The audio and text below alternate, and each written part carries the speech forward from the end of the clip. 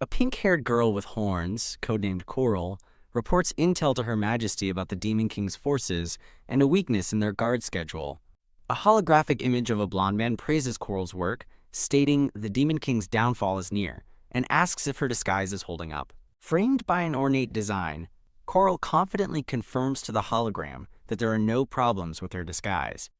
After ending her report, Coral steels herself, murmurs, "All right," and opens a door to resume her undercover mission. Opening the door, she sees a black-haired boy with a single horn and elven ears stepping into the brightly lit hallway. With a warm, professional smile, she welcomes the horned boy back.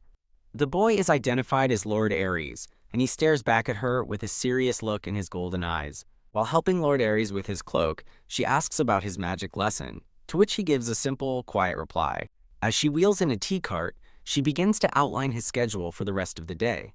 Privately believing her mission is progressing smoothly, she informs Aries he has sword training with Lord Castor after tea. Lord Aries interrupts her, softly speaking unexpected name, Mira. The maid, Mira, turns to him with a pleasant smile, responding to the name he called her. Looking vulnerable and blushing, Lord Aries earnestly asks Mira to come closer to him. Internally, Mira's stoic spy self notes the plan is working, while her outward persona is completely flustered by his request. Looking down shyly, Aries makes a small, earnest request for her to pat his head for a little while. Thump. His overwhelming cuteness strikes her like an arrow, shattering her professional composure. After a moment of stunned silence, Mira collects herself and agrees to his unexpected request. Excusing herself, Mira kneels down beside him on the elegant couch. She gently places her hand on his head, and he looks up at her with an innocent blush. He closes his eyes in blissful contentment as she softly pats his hair. A sudden, grim vision flashes, identifying Aries as the son of the Demon King amidst a ruined landscape. The vision shows Aries screaming in agony, consumed by a chaotic and terrifying dark power. A shadowy, monstrous figure emerges from the darkness, questioning why this is happening. The horrifying vision ends with a glimpse of a cold, menacing Aries, his eyes glowing red with dark power. As she pats his head, Mira is tormented by the thought that this sweet child is destined to bring about the world's end. Lord Aries gently takes her hand in his, looking up at her with pure, innocent affection. She's struck again by his charm, feeling her resolve falter against his overwhelming cuteness. Overcome with emotion, Mira is lost in a flurry of pink hearts, completely disarmed by his actions. The story flashes back 1 year ago to the grand and majestic Adelaria Kingdom. A blonde king stands before his cloaked agents, calling out the codenames Coral and Jasper. Emperor Theodore of Adelaria commends his agents for successfully destroying 2 enemy magic sources. The 2 agents, an orange-haired man and Coral, stand together, listening intently to the emperor. An ancient scroll reveals the long and bitter history of conflict stemming from humanity's persecution of the demonic race. To counter the demonic race's magic, a clandestine intelligence unit known as, quote, Phantom, was formed within the castle. The pink-haired girl is formally introduced as the Phantom Intelligence Agent with the codename Coral. Emperor Theodore announces that the time has come for a climactic mission, the culmination of years of their unit's work. The cloaked agents buzz with anticipation, wondering who among them will be chosen for such a vital task. Coral stares forward, her expression resolute and prepared for whatever is to come. Theodore reveals the mission: infiltrate the Demon King's castle as a servant, find his weakness, and report on all military movements. Taking her hand, Emperor Theodore formally entrusts Coral with the fate of the mission and the kingdom's victory. As their hands touch, a light glows, and she reveals her secret power, the ability to read the mind of anyone she holds hands with. A flashback shows a young Coral using her power, startling her mother by revealing a secret she couldn't possibly know. Because her parents were castle employees, her unique ability was quickly discovered, and she was scouted by the Emperor himself. Commanded to use her power for victory, she read the Emperor's mind, only to witness a terrifying, monstrous darkness within him. Inside his mind, she saw the Emperor's face twisted with pure hatred as he vowed to never forgive his enemy. Despite what she saw, Coral declares her firm resolve to utilize her power for the kingdom's victory.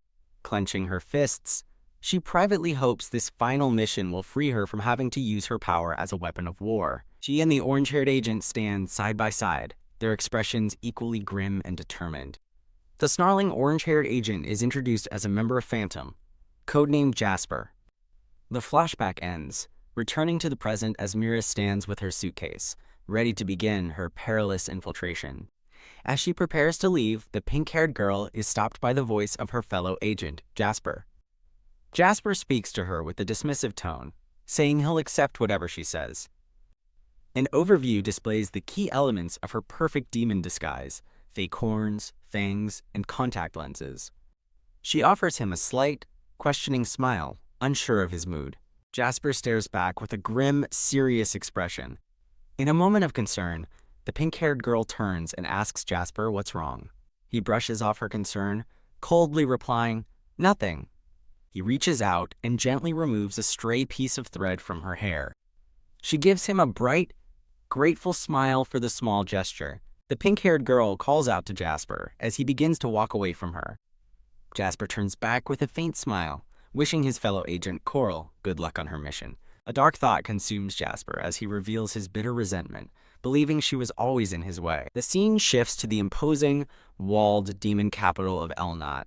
Elnot is a city inhabited only by demons, with the castle at its very heart. With her suitcase beside her, the pink-haired girl kneels before the imposing demon king on his throne. She introduces herself with her new identity, stating her name is Mira, from the Western Forest. The ruler is formally identified as the Emperor of the demon capital Elnot, Sirius. A demon with a monocle expresses his desire to serve the Emperor for the sake of his clan. Another demon, with long hair tied back, echoes the sentiment, smiling as he wishes to serve. Watching the proceedings from the side, Lord Aries maintains a serious, observant expression.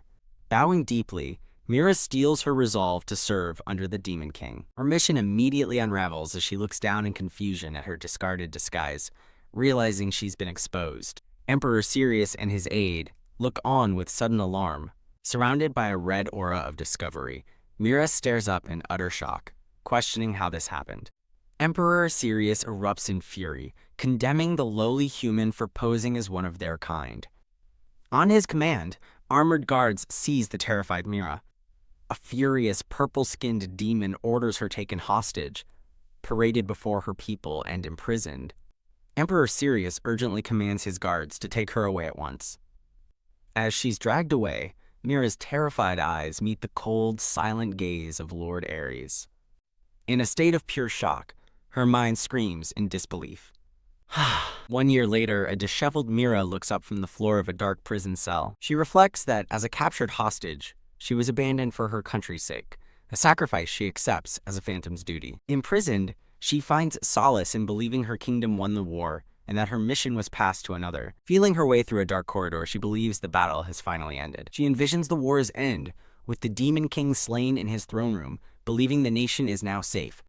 In her vision, Jasper stands victorious in armor as he's praised for his success. The vision focuses on the fallen Demon King, a pink book lying beside his hand. Jasper picks up the book and struggles to read the demon language, deciphering fragments about the passage of time. From a distance, the cloaked Lord Aries watches Jasper examine the book in the ruined throne room. Lord Aries glares with pure hatred, crying out at Jasper. Jasper turns, recognizing the lone survivor as the Demon King's one-horned son before drawing his sword. The blonde man from Mira's reports stands with his sword ready, facing the small, defeated-looking Lord Aries. In his final moments, the dying Demon King Sirius whispers for his father. Dark power crackles in someone's hands as a voice asks why, recalling a promise of victory made to a younger boy. A distorted image shows Jasper's face twisted in agony and confusion. A violent eruption of dark energy shatters the throne room floor. Jasper is thrown backward by the force of the powerful explosion. The chaotic, dark energy swirls violently with destructive force. Aries screams in pure agony as his body is consumed by overwhelming dark power.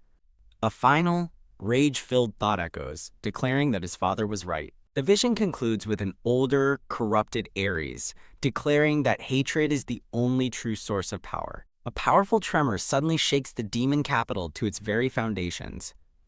In the streets below, citizens cry out in alarm, recognizing the ominous red energy is coming from the capital of magic. Back in her cell, A chained Mira looks up in shocked disbelief, wondering what is happening. Her eyes widen in horror as she realizes the overwhelming power belongs to the Demon King's son. The horrific vision ends, returning her to the grim reality of the dungeon floor, where Jasper's body lies beside her. She desperately cradles Jasper's head, crying out his name in anguish and shock. Jasper looks up at her, weakly managing to say that he's surprised she is still alive. As he whispers her codename, Coral, she grasps his hand, a tremor running through her. Her power activates on contact, pulling her into a torrent of Jasper's memories. She is overwhelmed by a flood of his thoughts, revealing his deep-seated jealousy, resentment, and hatred for her. She witnesses his private torment, lamenting the endless war and the awful things his power forced him to do. As Jasper passes, Mira weeps, mourning her lost comrades and wishing she could have stopped the war sooner. Her tearful gaze falls on the red book as she desperately wishes to return to the morning before their mission began. As the book begins to glow, she wishes she could go back and restart her failed mission. She clutches the glowing artifact, her expression shifting from despair to grim determination. Her green eyes widen as she begins to understand the power she now holds. Following the book's first instruction, she finds a clearing and prepares to draw a circle. She kneels to draw a complex magic circle, focusing her mind on the moment she desperately wants to return to. To complete the ritual, she follows the next instruction, offering 3 drops of her own blood. With unwavering resolve, she makes a vow that if she can only return to that fateful day, she will never fail again, a promise she makes as blue light engulfs her from the magic circle. She gasps as pillars of brilliant light erupt around her, signaling the spell's activation. An ethereal hourglass appears, its shimmering blue sand flowing upward as time begins to rewind. The red book disintegrates in a beam of intense light, its power expended to complete the spell. Suddenly, she finds herself standing on the stone steps again, suitcase in hand, realizing, with a jolt, that it worked. A quick touch confirms her demon horns are in place as she processes her return to the past. From the bottom of the steps, Jasper looks up at her, wondering to himself if she really came back. Mira stares at Jasper, her expression a mixture of shock and profound relief. After a moment's hesitation, Jasper looks away and quietly confirms her return. Overcome with emotion, Mira gives him a bright, genuine smile, thankful for this second chance. Her memory flashes back to this exact moment, realizing what is supposed to happen next. Just as before, Jasper reaches toward her, telling her there's a piece of thread in her hair. Her gaze, now with a slitted demonic pupil, remains fixed on him, fully aware of his intentions. She plays her part perfectly, offering a bright thank you after he pretends to remove the thread. Believing everything is going according to plan, she stretches contentedly. Snap! The string on her cloak suddenly breaks, catching both her and Jasper by surprise. She panics, realizing with dread that the string has broken, a change from the original timeline. Barely catching her falling disguise, she quickly thanks Jasper, pretending his help made her notice the near disaster. Jasper wishes her luck, and she turns to leave, promising to be back later. As she walks away, she apologizes to the memory of the fallen Jasper, reaffirming her resolve to push forward. The moment her back is turned, Jasper's faint smile twists into a grimace of pure resentment. She arrives in the throne room, once again kneeling before Emperor Sirius. Her eyes drift to the side of the throne, focusing on her true target, the Demon King's son, Aries. She reaffirms her new mission. She must prevent Aries from going berserk, or the world will be doomed.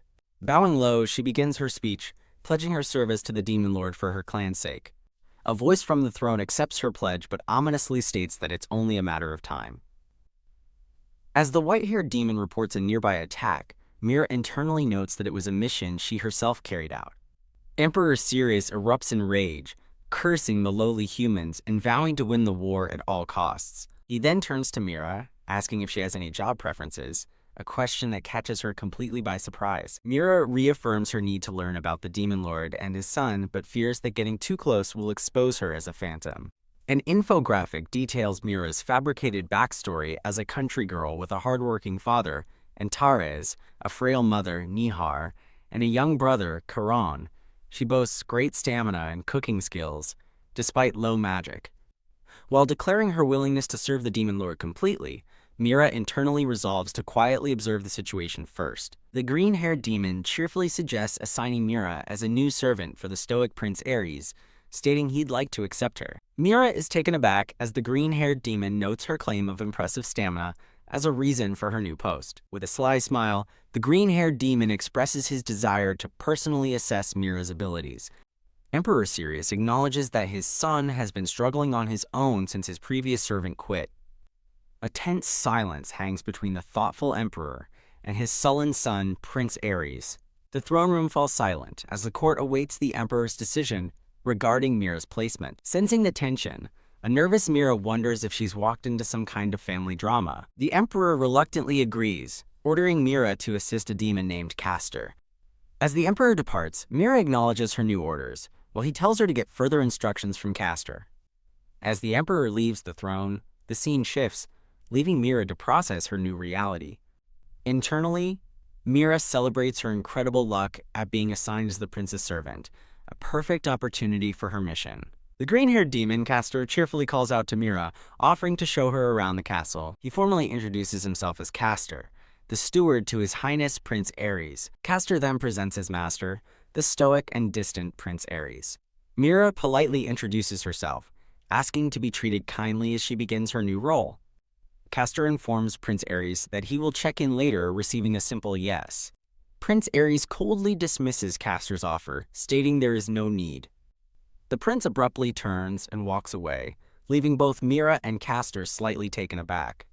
Castor reassures Mira that the prince isn't displeased, explaining he has his quirks and her presence might be a breath of fresh air. Putting on a bright smile, Mira enthusiastically vows to serve the prince wholeheartedly, earning praise from Castor for her fine attitude. Castor gives Mira her first instructions: change into a uniform and meet him in the kitchen for her list of duties. With a cheerful, fanged smile, Mira eagerly thanks him for the opportunity. Suitcase in hand, Mira enters her new room, ready to begin her infiltration. After opening the window to her room, she begins to unpack her suitcase. Alone in her room, she secretly reports her successful infiltration of the castle and confirms she will continue gathering intelligence. Now in her maid uniform, Mira looks on with renewed determination. Castor greets her with a wide, welcoming smile, telling her he's been waiting. Now, in uniform, Mira responds with a bright and energetic. With impossible energy, Mira and several clones tackle the laundry, living up to her claim of having great stamina. Next, she and her duplicates move on to ironing, efficiently completing the task as Castor looks on. A small army of Miras then energetically marches off to clean the castle windows. She even manages to clean the garden fountain with acrobatic flair while Castor watches. Her whirlwind of chores concludes with feeding a group of very happy stray cats. At the end of the day, Castor and the other aide both praise Mira for her excellent work. As she serves tea, Mira wonders aloud how Lord Castor manages such an immense workload by himself every day. The Demon King's aide, Gunnar, clarifies that her duty is only to the prince's personal matters, not general chores, before scolding Castor for feeding strays. Mira is momentarily confused by the correction. Castor playfully dismisses Gunnar's strictness, explaining he was simply testing Mira's capabilities. Realizing she's been put through the ringer, Mira internally wonders if the day's endless chores were just a form of hazing. Castor gives Mira her next task, a tray with tea and pastries. Castor instructs her to take refreshments to the prince's room, but warns he may not accept it, as a fuming Aries is shown demanding to be left alone. Holding the tray, Mira's expression hardens with resolve as she prepares to face the volatile prince. Castor explains that the prince, known as the Ashen Noble, is infamous for his unstable moods. Gunnar suddenly appears and angrily reprimands Castor for his casual remarks, leaving Mira confused. Gunnar reveals the truth. The prince's unstable moods are due to an immense magic power his body can't contain, requiring physical support to prevent his magic vessel from breaking. The revelation hits Mira as she begins to understand the true nature of the prince's affliction. She connects this information to her vision of the future, wondering if his unstable power and suspicious treatments are what cause him to go berserk. With a cheerful smile, Mira announces she's on her way with the refreshments cart. Her expression turns serious as she recalls the grave information she just learned about the prince. Gunnar eyes Castor suspiciously, asking if he hired Mira simply to vent his frustrations. Castor smirks, confident she'll quit soon, though he regrets he won't get to mess with her more. Mira pushes the cart down the long, empty hallway, heading towards her destination. Arriving at the prince's door, she reaffirms her goal: find an opportunity to touch his hand. Knock knock. She brightly announces herself as Mira, here to deliver his food. A cold voice from inside the room tells her to leave him alone, stopping her in her tracks. Inside, Prince Aries insists that she must eat properly. The prince shouts, warning her not to act like she knows anything, but Mira senses his voice is shaking. She calmly offers to have the kitchen prepare something else, wondering why the staff keeps such a distance from him. Recalling the warnings about the Ashen Noble, Mira wonders if there's more to his isolation than just his condition. The door bursts open as a furious Prince Aries shouts at her for daring to barge in. Unfazed, Mira beams and states that she's merely concerned for His Highness's health. She wheels the rattling cart into his room, gently urging him to have at least a little food. She continues, calmly suggesting that if he eats, his magic vessel will surely grow stronger, a statement that visibly stuns the prince. Prince Aries recoils, looking shaken by her words. He clutches his chest, grimacing as if in pain.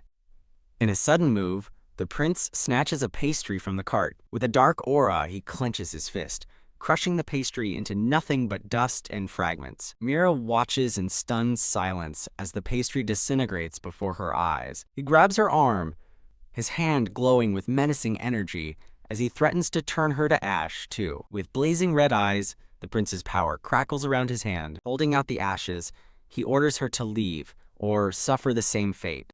Mira realizes he's threatening her with magic as his hand crackles with volatile power. As she reaches for him, a horrified Prince Aries yells for her to stop. He recoils in terror, asking if she's insane and truly wants to be turned into ash. He asks if Castor told her about him, triggering Mira's memory of hearing the title, the Ashen Noble. He reveals that his hands turn everything to ash, thinking she has no choice but to retreat. Mira expresses her sympathy for his unfortunate state, but then pointedly asks why. With a disarming smile, she sweetly asks if he would be willing to tell her. Prince Aries is left speechless, stunned by her direct and unexpected question. Defeated, he sits on his bed and begins pulling his gloves back on. Mira recounts the public knowledge of his human mother and the reason for his single horn. He looks up as she confirms that she already knows the stories, but is asking him directly. He explains that his vessel for magic is smaller than others, causing his power to overflow. His overflowing magic is the reason for his dangerous condition. Internally, Mira berates herself for her earlier insensitivity, now understanding the tragic weight of his burdens. A somber silence falls between them in the ornate room. The prince looks away, quietly murmuring that it's fine. Mira gently presses him, asking if he's truly not going to eat anything. With a worried expression, she insists that if he continues like this, his mother would be saddened, a comment that makes his eyes widen in shock. The prince sits frozen with his back to her, her words hanging in the air. Mira tentatively calls out to him, sensing a shift in the mood.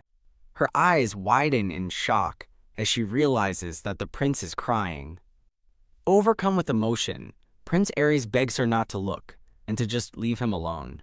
Mira is horrified, realizing she's the one who made him cry, yet he's pushing her away. Seeing the prince's tears, a distressed Mira frantically wonders what to do, feeling she must do something. Kneeling before the desolate prince, Mira sincerely asks if there's anything at all she can do to help him. With a bright, fanged smile, she extends a hand and reassures him that she is not easily surprised. The prince covers his face, begging her not to look at him, while insisting through gritted teeth that he's fine. A flashback to a crying younger Mira insisting, "I'm fine," is triggered by his words, causing her to pause. Mira gently places a hand on the prince's back, realizing what he might truly be lacking. The prince flinches at her touch, while a separate panel shows a blonde-haired man gasping in surprise. Overwhelmed by her simple gesture of comfort, Prince Aries breaks down into tears amidst a field of flowers. As the prince continues to cry, Mira looks on, slightly taken aback by the intensity of his sorrow. Hearing him whisper for his mother, Mira's maternal instincts surge as she thinks he's adorable. She's shocked that the Demon King's son is crying like a baby. She has a realization, understanding that his eyes were red earlier because he had been crying. She realizes with sorrow that he has been crying all alone until now, connecting his solitary tears to his earlier destructive outburst. A quiet moment passes as she continues to gently pat his back in comfort. Internally, She scolds herself for her thoughts as two miniature, grumpy versions of herself appear beside her. His tear-streaked face strikes her as incredibly cute, hitting her right in the heart. Overcome with how cute he is, Mira clutches her head while a calmer version of herself just smiles. Composing herself, Mira sits beside the prince on his bed and pats his shoulder with a gentle smile. Prince Aries looks up at her, his tears subsiding into a look of quiet vulnerability. The prince admits that he doesn't know what to make of her, as Mira listens with a concerned expression. In a different scene, a cloaked Mira walks down a path, thinking she must move forward, while a man's face apologizes. A flashback shows a white-haired man instructing someone to do their best for their clan's sake. In another memory, a woman with long silver hair asks Mira about her job preferences. Back in the present, Mira worries about the prince's well-being after their intense emotional exchange. Later, a composed Prince Aries, now wearing a formal blue cape, stands beside a smiling Castor. As the prince and Castor walk off, Castor gives Mira a small wave, prompting her to think, "Oh dear." While hanging laundry from a balcony, Mira observes Castor, instructing the prince to concentrate his magic for training. Castor demonstrates the technique, telling the prince to release all his concentrated magic at once. A powerful beam of green energy erupts from Castor's finger, striking a training dummy. Castor explains they're practicing lightning magic again, but Prince Aries interjects, reminding him not to let his focus waver from his fingertips. Using diagrams, Castor explains that the prince's magic spills out more easily than an ordinary person's. Watching from above, Mira understands they are conducting magic training, as Castor tells the prince to focus his magic calmly. Blue energy crackles uncontrollably around the prince, as Castor warns him his magic is leaking but can still be corrected. Castor yells for him to stop as too much miasma gathers, but a panicking Prince Aries cries out that he can't. An explosion of magic throws the prince back, and Mira gasps in shock from the balcony. I see. She now understands that his vessel can't contain his overwhelming magic, due to his many sources of stress. In the kitchen, Castor tasks Mira with bringing lunch to the prince's room, and she eagerly accepts. Castor slyly mentions that since she saw the training, she knows the prince is on edge and must take care of him. Mira notes his lack of ill intent, but remains cautious. Mira cheerily departs with the food cart as Castor waves her off with a smile. On her way, she recalls the prince's coldness and wonders if he's just in a bad mood before knocking and announcing herself. She excuses herself and enters the room, where the prince is sitting silently on the sofa. Wheeling the cart closer, she explains she saw his training while hanging laundry and gently asks if he's hurt. The prince dismisses her concern, stating he's used to it, and then asks with self-deprecation if it's pathetic. He laments that he can never get his magic right, no matter how many times he tries. Mira realizes the black, smoke-like miasma from his training is the same energy she saw when he previously lost control. The prince confirms her suspicion, explaining his oversaturated magic leaks out like poison, and that he can lose himself if he releases too much, adding that he's currently unable to stop it. He darkly muses that it might be easier to just lose all awareness and be consumed by the miasma. Horrified by his words, Mira internally shouts that giving up is the one thing he must not do. She cheerfully changes the subject, encouraging him by saying that if his vessel grows, his magic will become truly amazing. To relate to him, Mira explains her own small horns and demonstrates her one simple magic trick, making her fingertip glow. She compares her age to his, recalling her father Hoku's words that at 18, she's still a baby, thus it's natural for a young demon to lack control. Leaning toward the prince, Mira gently advises him that it's okay to admit when he's struggling and to lean on others. A quiet moment passes between them as the prince looks up and Mira offers a soft, knowing smile. Mira internally assesses the people around the prince, finding Lord Guenar rough and having no comment on the winking Lord Castor. Mira looks up at the prince with a determined and slightly surprised expression. Suddenly, Prince Aries stands and faces her, creating a tense silence between them. He leans in abruptly, his face drawing close to hers with an intense, unreadable expression. To Mira's utter shock, the prince suddenly buries his face in her shoulder. A thud sounds as Mira, flustered, thinks this is a huge chance but feels wrong taking advantage, torn by her maternal instincts. The prince trembles against her, causing Mira to gasp in surprise. With a fanged smile, Mira gives in and gently pats the back of his head in a comforting gesture. Startled, the prince pulls away from her touch, looking at her with wide, surprised eyes. Surrounded by ethereal blue flowers, a blushing Prince Aries looks down with a newfound vulnerability. Mira offers a warm smile to the now subdued prince, a silent understanding passing between them. She notices a small, ornate white vase on the table, which seems to pulse with a faint light. Looking at profiles of the king, Sirius, and Castor, Mira resolves to improve the prince's relationships to help prevent him from falling into darkness. In a grand library, a cheerful Castor hums to himself as he carries a stack of books. Castor greets a dour Lord Guinar, playfully complimenting the charming wrinkle between his brows. He brightly announces that it's time for tea after their strategy training, pondering what flavor to prepare for the prince. Lord Guinar asks Castor if he's curious how the new girl gets the prince to eat, to which Castor nonchalantly replies that she's holding up well. Facing a bookshelf, Castor dismisses the question, stating that as long as it's working, the method doesn't matter. Lord Guinar turns away, coolly stating that he doesn't particularly care either. Castor muses aloud about intangible things, while Lord Guinar silently ponders the same concept, a heart. Looking down at Lord Guinar, Castor continues his thought, adding, or, emotions to his list. Castor reveals a sharp, unsettlingly fanged smile, his cheerful demeanor completely vanishing. On a staircase, Mira reaffirms her mission. She must find a way to touch Lord Castor's hand for her research.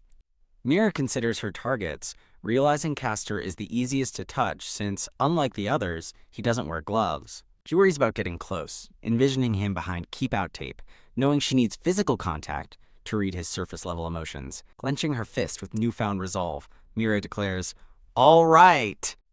A stunned Mira looks on as Castor, having fallen, asks her to grab his hand and help him up. Thump. Instead, Mira trips and falls face first, as Castor asks if she's okay, noting her clumsiness is unusual. Laughing awkwardly from the floor, Mira thinks, "Shoot," realizing Castor is as unhelpful as the prince. Later, Mira brightly reports to Lord Castor that His Highness has once again finished all his snacks. As Castor expresses his approval, Mira raises her hand for a high five, but he simply asks why her hand is up. Thinking fast, Mira claims it's a custom from her hometown to share joy by putting hands together. Castor chuckles, amused by her explanation, while a flustered Mira can't believe her odd excuse worked. Frustrated, Mira realizes her direct attempts aren't working and wonders if there's another way to touch him. The scene transitions, showing a grand shot of the castle spire against a warm, evening sky. Castor leans in, whispering to Mira to keep his feeding of a small black cat a secret from Lord Guinar. Taking the opportunity, Mira tentatively begins to ask Lord Castor a serious question. As they sit together, Mira asks Castor what he thinks of the prince, while internally questioning her reliance on her powers. She explains further, recounting how frightened the prince seemed during a recent dinner with the Demon King. Castor smiles evasively, telling her not to worry about such things, and to just focus on her duties. Taken aback by his cold dismissal, Mira internally questions if he's being serious. Whoosh! The cat suddenly scratches Castor's hand, and as Mira gasps in concern, he exclaims, "Oh." As Mira instinctively reaches for his bleeding hand, a flash of purple energy crackles between them as her ability activates. She peers into his mind, but finds only a deep void and a single recurring thought he tells himself, "I'm fine." Castor casually pulls his hand back as green magic heals the scratch, explaining that he heals quickly, and this happens often. As he walks away, Mira processes what she saw, realizing he doesn't feel nothing, he's just buried his emotions too deep for even himself to find. A memory reveals Mira's mission. To use her position as maid to get close to the prince, who is seen as the Demon King's weakness. A brown-haired horned man resolves to see his mission through for the kingdom, reminding himself not to get emotionally involved with the target. Alone, Mira strengthens her resolve, deciding to do what she can right now and try again tomorrow. Sitting on her bed, Mira worries that her magically concealed horns might fall off again. Knock, knock.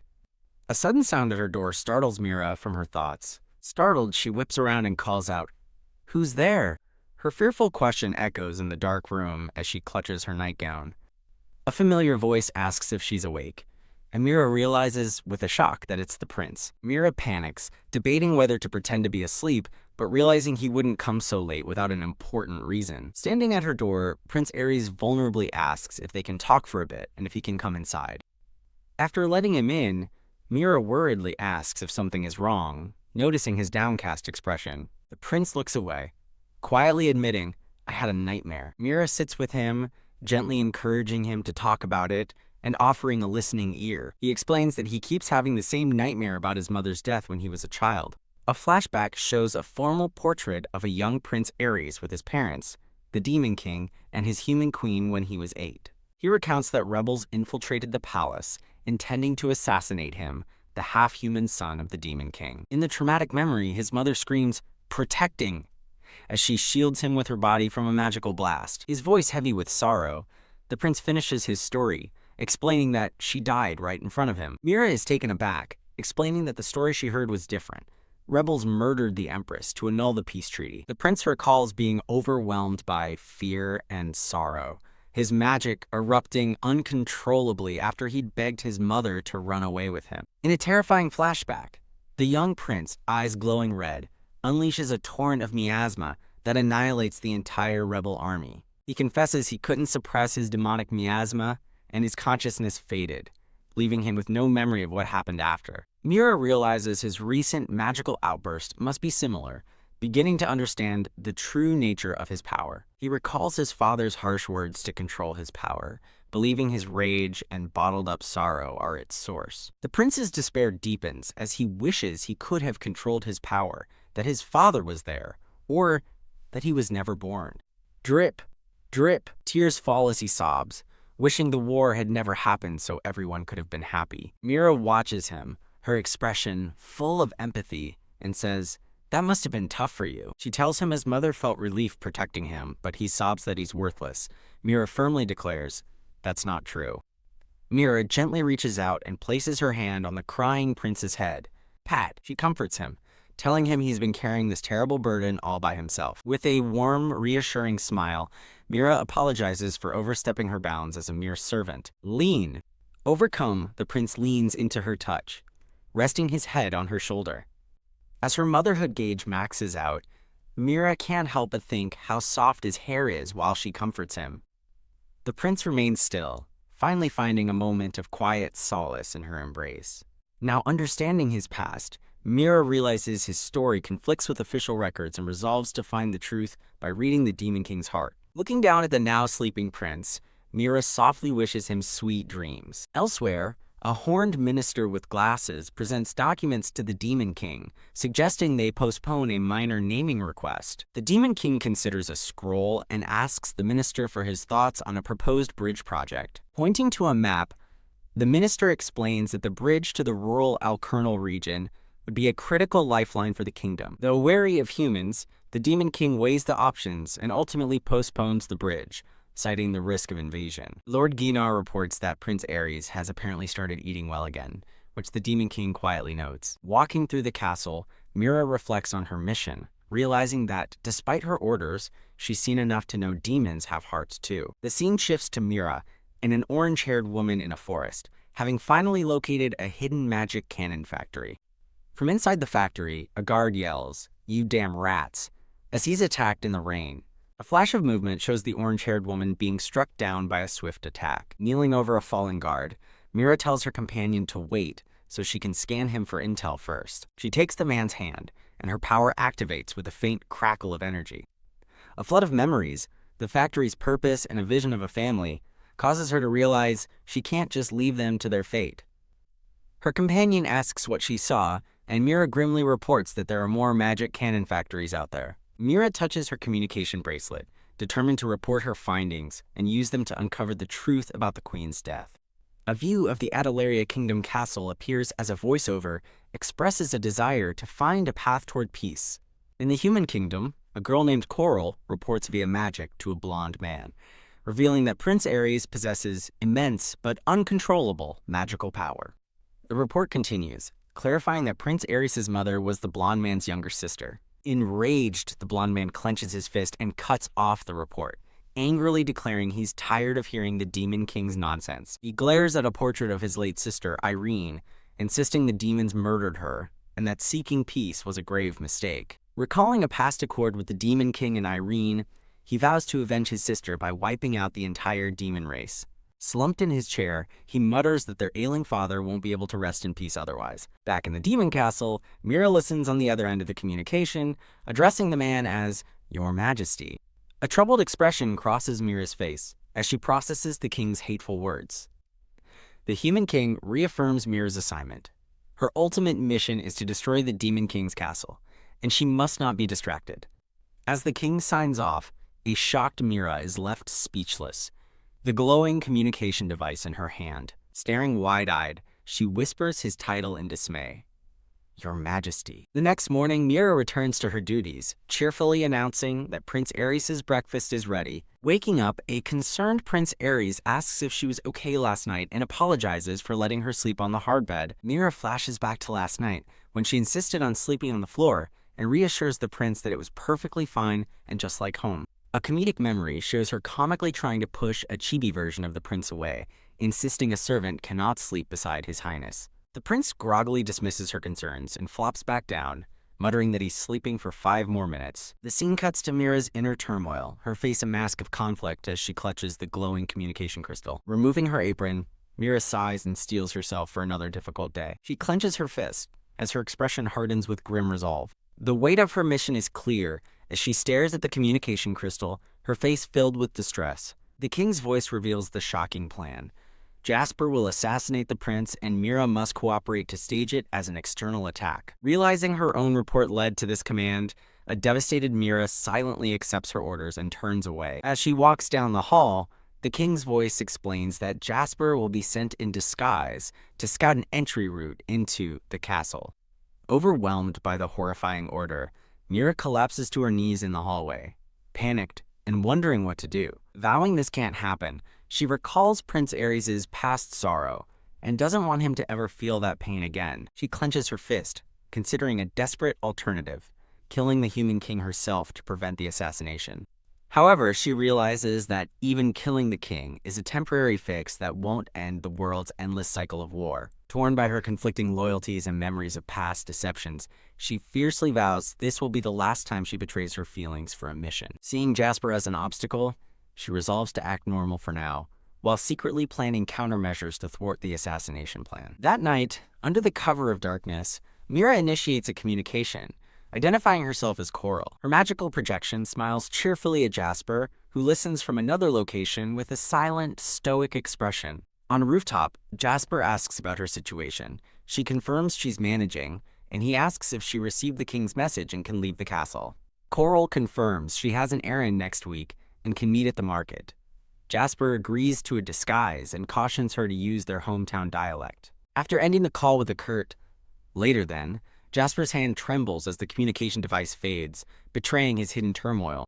A voice from his past echoes in his mind, calling him Theodore and telling him he is their last hope. The memory is of his father, frantically pleading with him to avenge Irene and wipe out the demons at any cost. Returning to the present, Theodore stands silently before a large door, only for the blonde king to appear before him. The king informs him that the meeting with Coral is set for 7 days from now, and Theodore simply acknowledges the order. The king stresses that Coral's unique ability is their trump card, and orders Theodore to be prepared to act as bait to protect her if necessary. Theodore bitterly recalls being placed second to Coral in the king's priorities, thinking he's always second to her. The king muses that while he distrusts demons, Coral's intel feels truthful.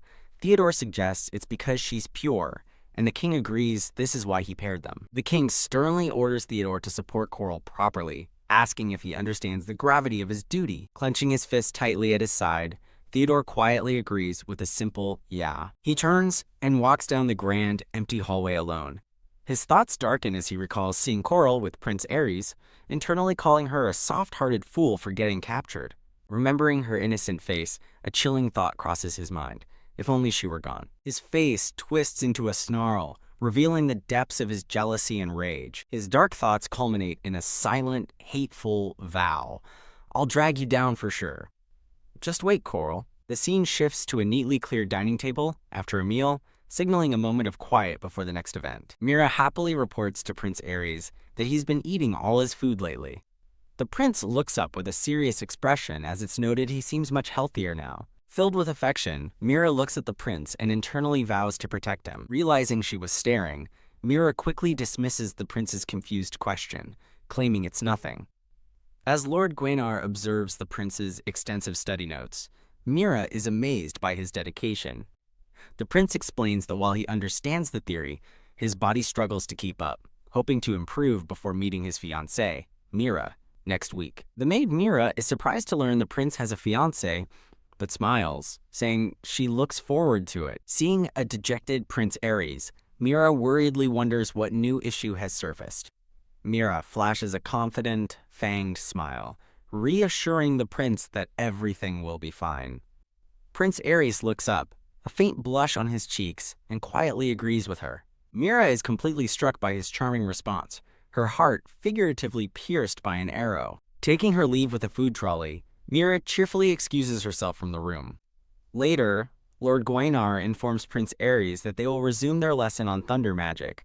From afar, Mira internally cheers for Lord Aries, wishing him success. Following Gwaynar's instruction to grasp the flow of magic, the prince tentatively summons crackling blue energy, looking surprised. With a surge of power, the prince successfully unleashes a bolt of lightning at the practice targets. The prince turns to Lord Gwaynar, explaining he now understands Castor's advice and apologizes for his past troubles. Lord Gwaynar looks on with a calm, slightly surprised expression. In the bustling servants' quarters, Mira is startled by a sudden commotion. Mira sees Lord Castor in the dining hall, as Lord Gwaynar internally notes Castor's elusiveness and the need to get him on their side for the assassination. As Mira stammers, Lord Gwaynar approaches and greets her and Castor, thanking them for their hard work. Shocked by his presence, Mira watches as Gwaynar asks Castor to pass the salt. Mira notices that Gwaynar removes his gloves to eat, seeing a potential opportunity to get closer. Gwaynar brings up the prince's sudden success with magic, asking Castor if Mira's cooking is responsible, though he's skeptical that food can grow a magical vessel. When Gwaynar asks Castor for his thoughts, Castor remains silent and looks down. Without a word, Lord Castor picks up his tray and announces he's taking his leave. As Castor walks away, Lord Gwaynar wonders about his unusual silence. Mira approaches Lord Gwaynar, determinedly asking to speak with him about Castor. A cheerful illustration of a pink-haired girl offers thanks for following the journey so far. A fiery eye beckons from the darkness, calling for new allies and directing readers toward more of the story. Sitting across from him, Mira nervously begins to ask Lord Gwaynar about Castor. Mira explains her frustration, saying she wants to befriend the prince's attendants, but Castor always avoids her. She notes the perfectly synchronized salt pass, which makes Gwaynar realize she was watching them closely. Gwaynar reveals he and Castor have worked together for 20 years, and that Castor is the prince's second butler, a post he took after the previous one was killed by rebels. A flashback shows a young Castor being appointed as the attendant to a very young Prince Aries. Mira has a sudden, horrifying realization, connecting the timing to the queen's assassination.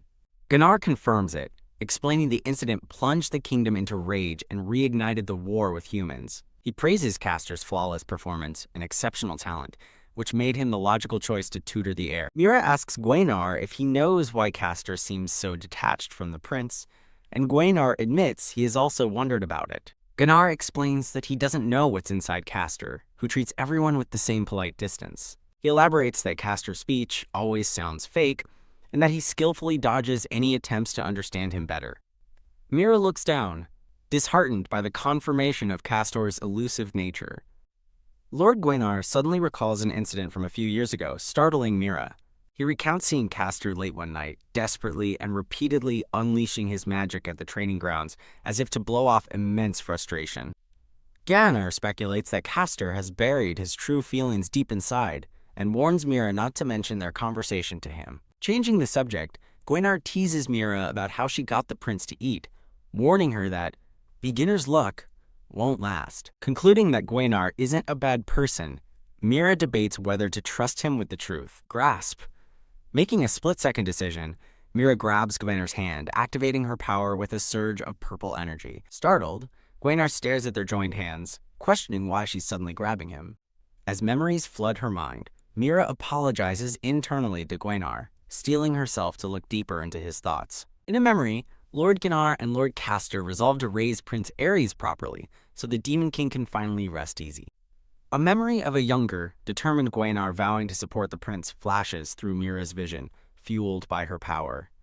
In a separate flashback, Mira, with resolve in her eyes, vows to eliminate the humans threatening their peace and protect the king. Mira asks Lord Gwenar what the prince is lacking, and a confused Gwenar wonders if she means his control over his magic. With a fanged, confident smile against a sparkly pink background, Mira declares that what he's missing is love. Lord Gwenar is utterly dumbfounded by her answer, muttering a confused, "Huh?" Mira explains she believes the prince's loneliness, since his mother's death is why he won't eat, admitting she has no official role in his education. She continues, suggesting they've put too much pressure on the prince by expecting him to be the next Demon King. Mira asks Gwenar to help support his highness, proposing they all raise him together in the Demon King's absence. Visibly moved, Lord Gwenar smiles and sincerely agrees, promising to help however he can. Shocked, Mira exclaims, "You have a daughter." As Gwenar confirms, he raised her alone, outside the castle.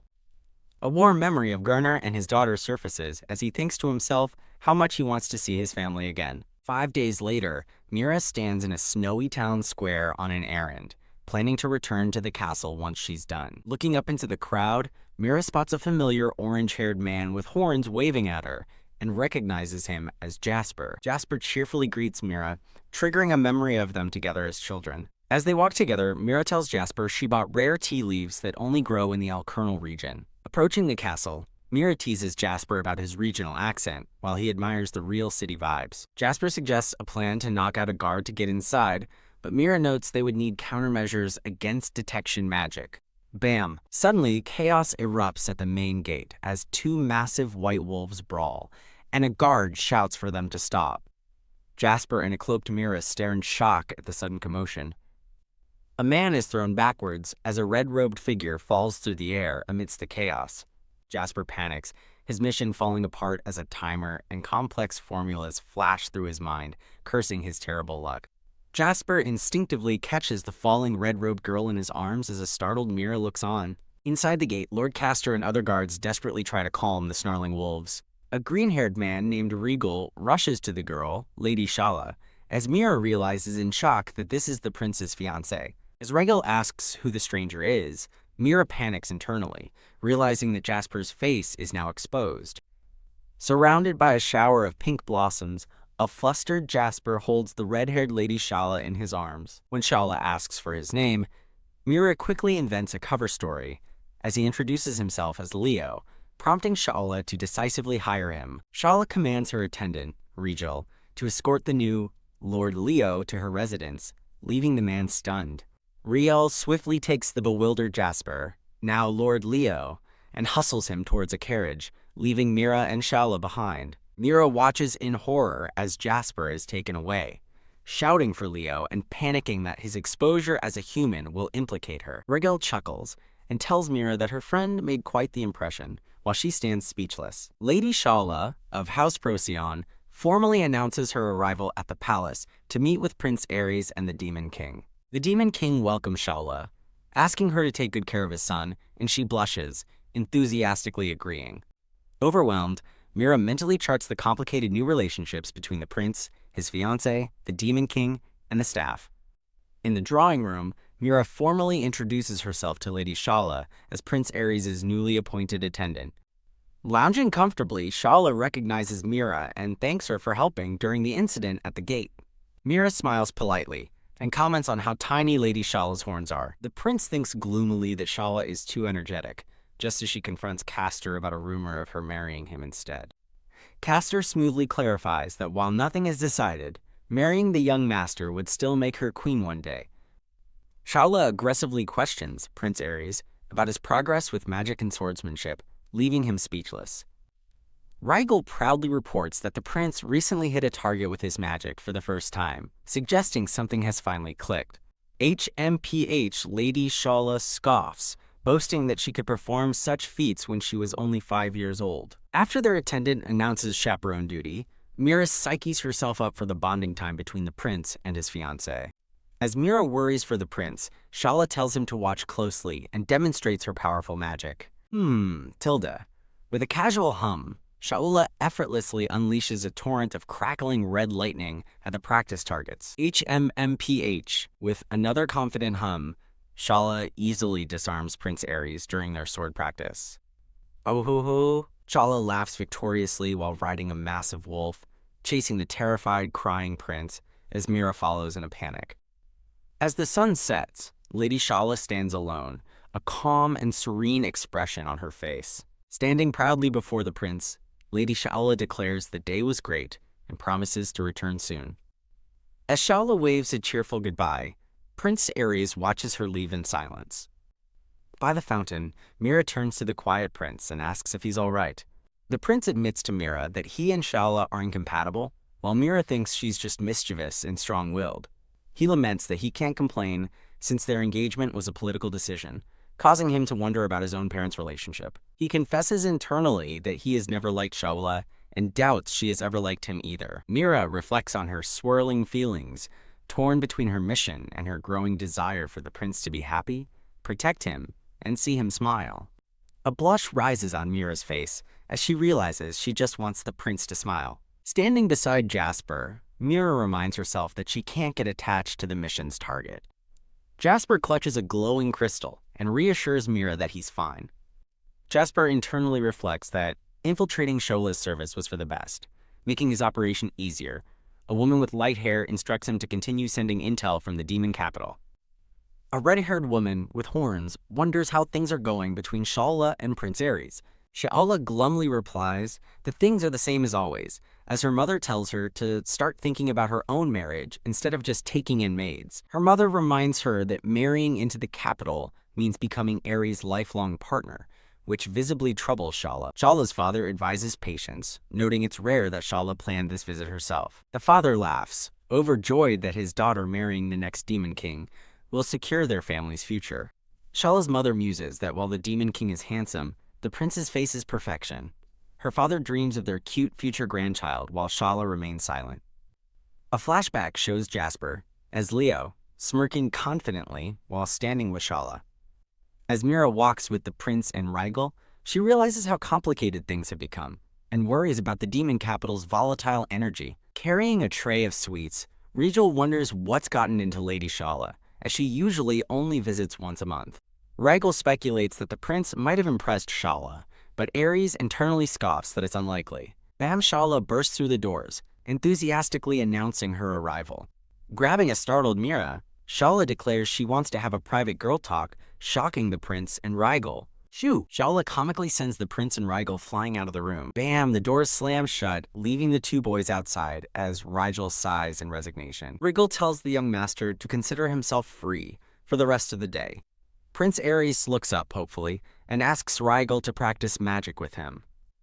Rigel is stunned into silence by the prince's unexpected request. Inside, Shala reveals to Mira that she wants to talk about Leo. When Mira asks if she was offended, Shala frantically insists that isn't it at all. Shala gushes over how polished Leo is, blushing as she thinks his real name is Benny, a shapeshifter. Mira notes his weak magic, and Shala whispers that his horns are tiny too. Shala asks if tiny horns are normal for his people, but an embarrassed Mira explains it's just a coincidence. They both have low magic power.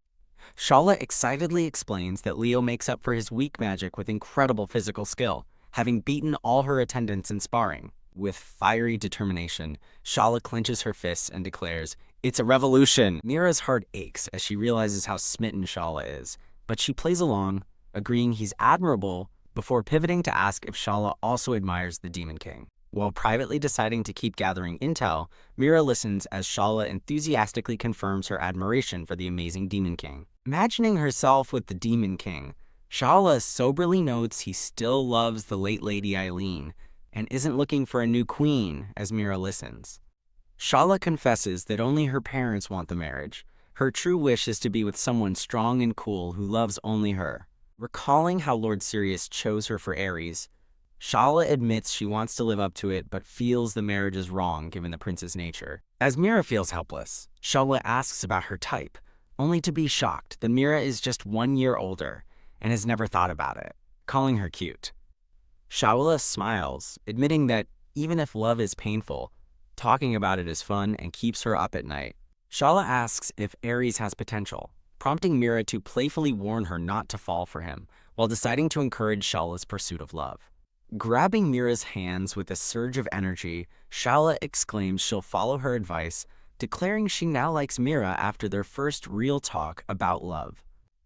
A dazzling montage showcases Leo in various handsome and powerful poses.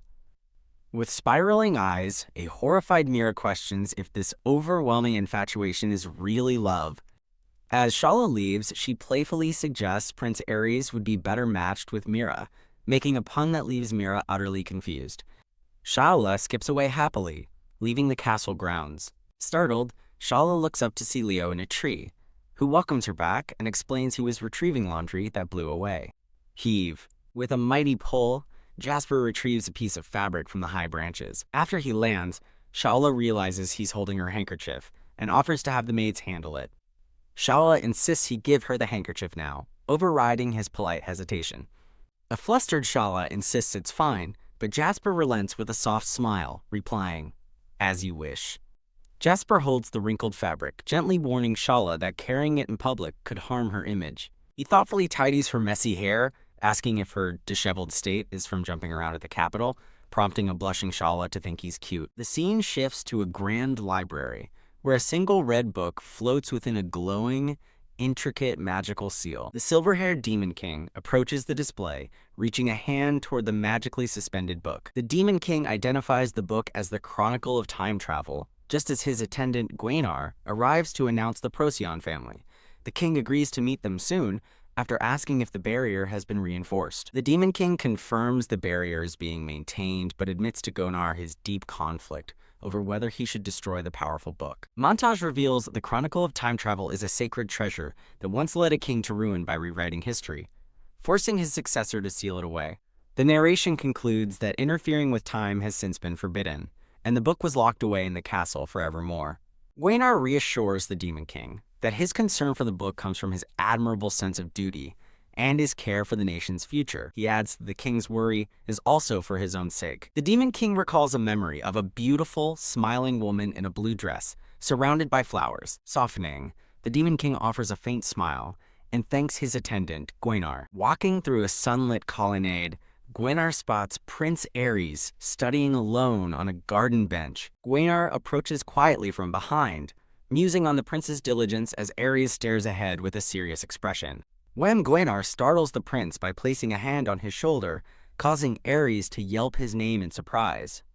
A nervous Prince Aries sweats, recognizing the imposing man as his father's scary right hand, Gwaynar. Internally panicking that he frightened the boy, Gwaynar awkwardly asks if he can take a seat.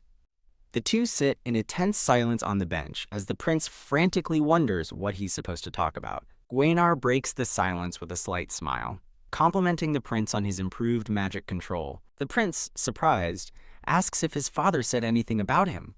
Gwaynar hesitates as he recalls the king stating that power is the nation's ultimate weapon. Gwaynar recalls the king's harsh words about the prince needing to be independent, but a scarred attendant reassures Aries that his father was an absolute troublemaker in his youth, so there's no need to rush. A flashback shows a younger, blonde-haired Demon King screaming for Gwaynar as he accidentally sets his office ablaze with magic. The attendant continues, recalling how the young king also got stuck high on a tower after misusing flight magic. Gwaynar sweats, thinking the king has forgotten how much they all feared for their lives, and quietly asks his colleague to keep it a secret. The attendant encourages the prince to grow at his own pace, assuring him the elders will handle things before comically adding he recently threw out his back. Touched by their support, Prince Aries lets out a genuine, happy smile. Struck by a wave of paternal pride, a teary-eyed Gwaynar is shocked and overjoyed, exclaiming internally he laughed. Mira suddenly appears, commenting on the unusual pairing, as a happy Prince Aries calls out her name. Mira decides to join them, suggesting they ask the ancient Gwaynar about Lady Shala, much to his comical irritation. The prince turns to Gwaynar and sincerely asks if he knew how his mother truly felt about his father. Gwaynar passionately insists the king and queen loved each other so deeply it made others blush, which the prince quietly accepts. Mira muses that while the marriage was political, Gwaynar's words prove their love was real, recalling the beautiful woman the king treasures. The prince wonders if he and Shala could become like that. As Gwaynar predicts, Shala will mature into a graceful woman, a concept that comically baffles Mira and Aries. Gwaynar encourages the prince, telling him that with continued training, he will grow into a fine man, as they are both still young. He adds with a knowing smile that relationships often go well when the woman takes the lead. With newfound understanding in his eyes, the prince sincerely thanks Gwenar for his guidance. Standing to leave, Gwenar assures the prince he can come to him for anything he needs. Mira gives the smiling prince an encouraging thumbs up as a pleased Gwenar chuckles in the background. Thump thump, bam. In another part of the estate, an enraged Shola storms into a room shouting that she is done. She fumes that her parents only see her as a political tool, completely ignoring her feelings and her refusal to marry someone she dislikes. In a fit of rage, she kicks a stool and vows to run away, only to trip and stumble forward. Whoa! Just as she falls, Jasper catches her in his arms, a shower of pink petals swirling around them. He asks if she is all right, but a blushing Shaula demands to know why Leo is there. He apologetically explains he was just fixing the plumbing. Shaula desperately begs him not to tell anyone about her outburst, while Jasper coolly contemplates alternative ways for her to escape the marriage. He darkly suggests that if the prince were to die, the engagement would be called off, leaving Shaula horrified. He quickly backtracks, claiming it was just a joke and promising to keep her secret, much to her confusion. Jasper gently offers his hand to walk the still-dazed Shaula back to her room.